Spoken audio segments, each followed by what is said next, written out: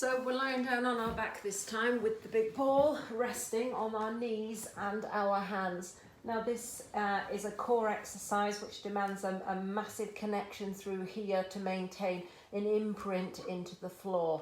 This can be performed without the ball. Obviously with the ball it's heavier, so it will be much more of a challenge.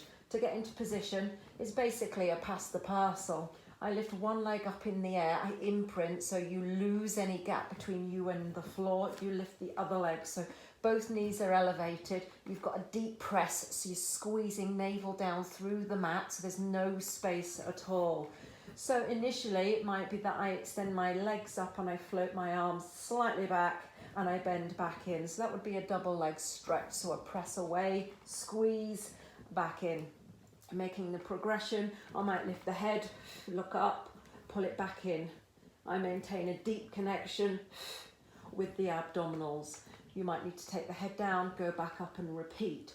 To make this more of a progression one step further, I separate the feet, I place the ball in my legs. I stretch the legs up, I stretch the arms back, pushing through here. I bend the knees, I take the ball, I repeat the same action. So I'm passing the ball, push, back and forth, push. If I wanted to add on, I could add the head, looking up, not forward. Again, abdominals, tight, press. Head down, 1 foot, 2nd foot, release the ball.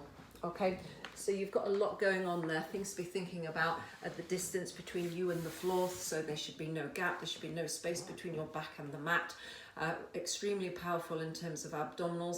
The lower you drop the legs, the harder it's going to be because the levers are further away from your middle. So if I was to take the legs all the way away from me and I couldn't maintain a connection, I would lift off the floor and you would put a huge strain on your back. So in terms of leg length, I kept it really quite a subtle press diagonally up to the ceiling as opposed to all the way and then feeling I can't squeeze my tummy.